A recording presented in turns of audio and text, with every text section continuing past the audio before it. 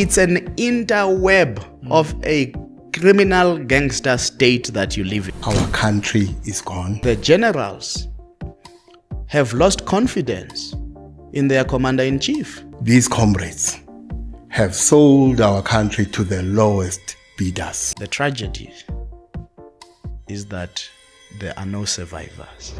Welcome back to Heads Up SA. Today we dive into a shocking development within South Africa's police service. A major twist in the battle against political killings has left many South Africans asking, who is really protecting justice and who is protecting power?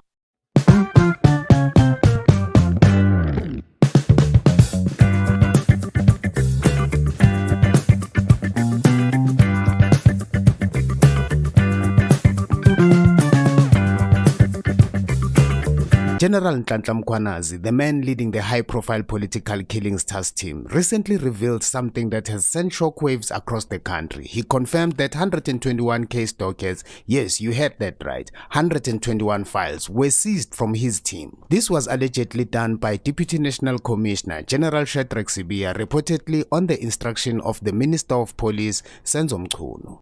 On the 26th of March 2025, this year, a total of 121 case dockets that were under investigation were taken away from the task team as directed by a Deputy National Commissioner Crime Detection, a Lieutenant General Sibia, who was acting on the instruction of the Minister of Police to disband the team. This was done without the authority of the National Commissioner, nor I as a Provincial Commissioner was never informed.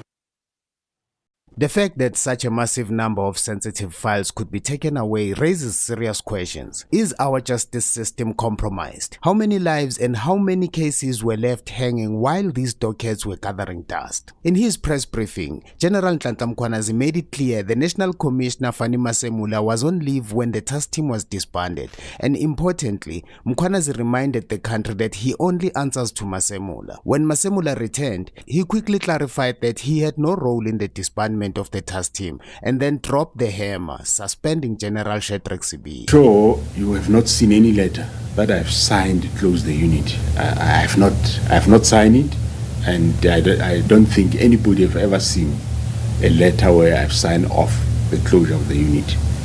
Now here is where it gets interesting. Just days after suspension, General Sibia ran to court. He argued that his suspension was unlawful and that proper procedures were not followed. But South Africans can't help but wonder, was this really about fairness and procedure? Or was this a strategic move to return to office and once again interfere with Mkhwanazi's political killings task team? Well, the bottom line is that there are processes and there's law in the country. Whatever step that you take, it must be within the law. So everyone has got the right, and we are all protected by the Constitution, and no one is above the law. All of us must behave and respond accordingly. I've done nothing wrong.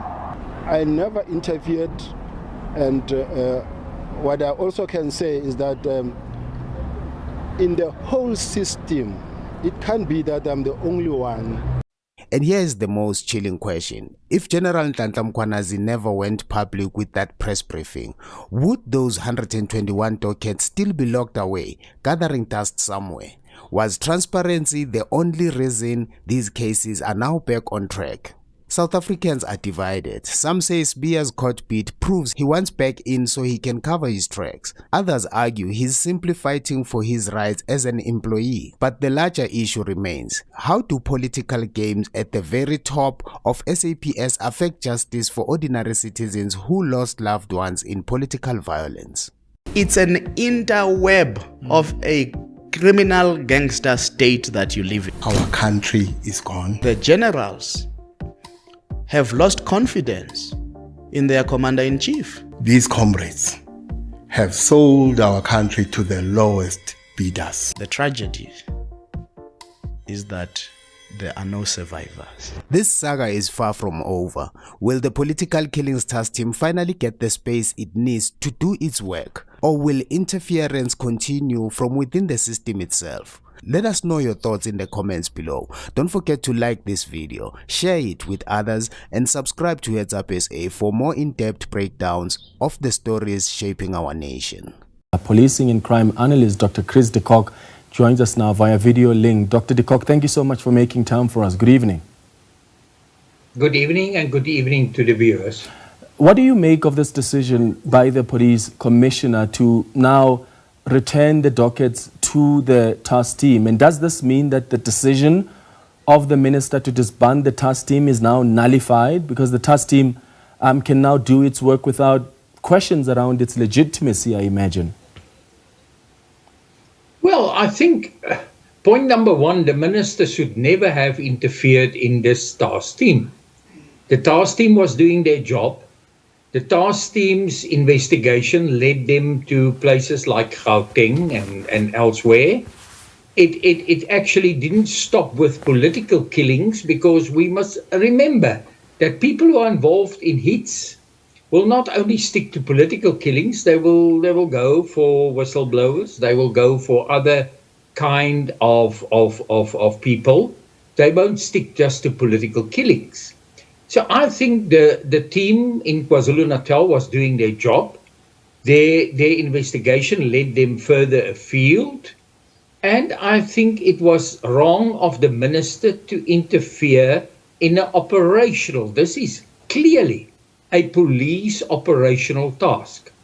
I mean, the minister can't decide, no, I'm going to take this docket away from Detective X and give it to Detective Y, or I'm going to send it to Pretoria. So I think it's just going back to where it belongs. And I'm just worried that it's now news. It's actually news that this docket is going away, because I don't know how it's going to be transported, when it's going to be transported. I've listened to a radio station this afternoon, and to me it sounded that the dockets was inspected this afternoon at police headquarters, and that they are actually on their way to KZN as we speak. Now, I'm a little bit worried about that, because that's our operational issue again. Okay. These are highly sensitive dockets, and I don't know what can happen. But what this effectively means is that the minister's decision is now nullified, isn't it? Because if the decision was taken to disband the task team and the dockets were taken from this task team, and now the police commissioner decides that the dockets have to return to the same task team that the minister instructed that it be disbanded, and Shadrach Sibia, according to, of course, the claims by the KZN police commissioner, then carried out that instruction. That means that the political task team now, it's now back to doing its work. That is how I understand it. I think I understand it the same way as you understand it. Okay. And I really think that this should have never happened. We can't afford political interference in investigation. I mean, that's a clear police function. It's like political interference in where there's a riots and there's a political decision to interfere with the commander at the riot scene, or the same as with visible policing. Yeah. It should stay with the people who are in control. What work has this task team been able to do from what you've seen so far, Dr. de Kock? I mean, we've seen some key arrests in Gauteng. Apparently, that's from the work that this task team has done. Do we know how successful this unit has been in its mandate? Look, for me, I'm not a detective. I'm a crime expert. I'm more on crime analysis, intelligence, and visible policing. It's difficult to evaluate, but it seems if we look at the rest, and I think there's more to follow, and we will look when the commission starts. It's a pity it didn't start. It doesn't start next Monday, but we will see. I think a lot of things still to happen, and I'm full of confidence that they have done a good job. That's why it seems today the National Commissioner, Mr. Fani Masemola, or Lieutenant General Fani Masemola, have also announced a political killings team in Gauteng. Now that shows me that this thing was successful. Yeah, and I'll get to that decision around Gauteng in a moment, but I want to also touch on some of the complaints that have been raised in as far as this task team is concerned. There are people who have sent complaints to Parliament, for instance, even to the Minister of Police around the work of the unit. Some have argued, like Mary de Haas, that it was a law unto itself, this unit, and that it mismanaged the funds. Do we know how much resources these kind of task teams actually receive? Is there a way for them to even account for the funds that they get allocated?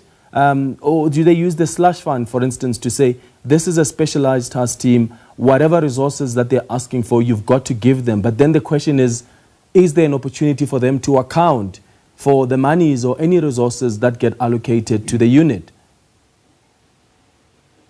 Yeah, that's difficult to say, but I think there must be ways that they will have to account for whatever resources they receive.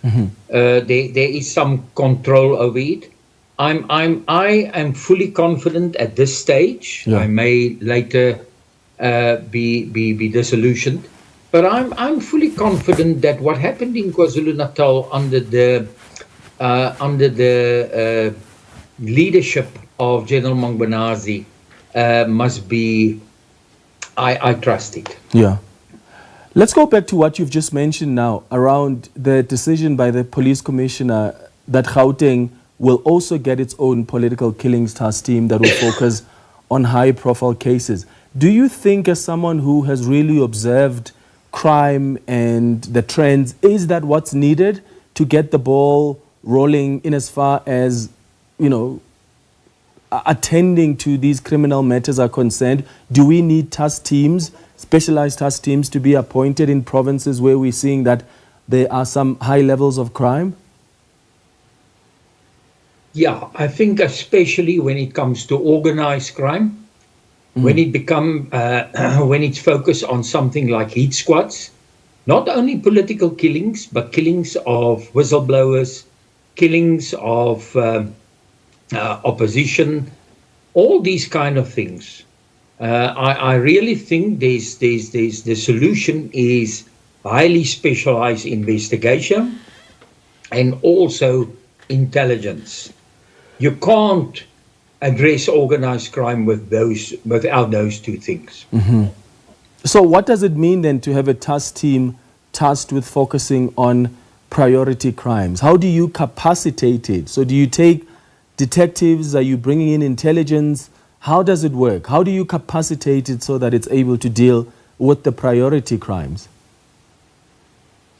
Well, as I say, I think what you do is you take your best detectives, the detectives that have a good track record of solving cases, even forensics, and then also intelligence. And you focus, you literally register projects on individuals that you suspect are in this game of hit squads and organized crime, and you focus on them, and you even register undercover operations to come to the heart of and to the who's who of organized crime and who are involved in these hit squads. And when you have enough information, enough intelligence, which you can then transform to evidence, and you are sure that now you have got enough evidence, not just intelligence or information, then you actually take down those groups and arrest them and take them to court. Yeah. What about the cases that those detectives that are doing well are already focusing on? I mean, you know about the capacity constraints in the SAPS. There are detectives that are dealing with a lot of cases. So when you are bringing them to be part of a task team and focus on these priority crimes, are you not taking them away from some cases they were investigating, given, of course, the capacity constraints in the SAPS? Yeah, you now have me in a corner. There is, we all know, there's a total lack of capacity when it comes to the detective service. Unfortunately, you know, a detective can't be made. You can't just send a detective. You can't just take any recruit and then send them to the college. And after 6 weeks, they come back and now they have got a course in detection, some other detection, and then they are a super detective. I mean, this is experience. This is really experience over many, many years. And we know people went on pension. People left the police for other more lucrative jobs. And the police have lost a lot of capacity. But I still think they are still left there. And unfortunately, when it comes to organized crime and when it comes to hit squads and these kind of crime, it will be better to take people away from the normal investigation and put them into these task teams. Because the damage which is done by organized crime and by specifically hit squads is massive. I mean, that is the basis of corruption. It is the basis of, political killings. So I think this is, you have to prioritize. When you have scarcity, when you don't have money, let me use this example. If you don't have money to do everything you want to do, at least you have to start to prioritize and identify those things which are of essential nature. Well, Dr. Chris de Kock, thank you so much for joining us on Face the Nation this evening. Again, the question...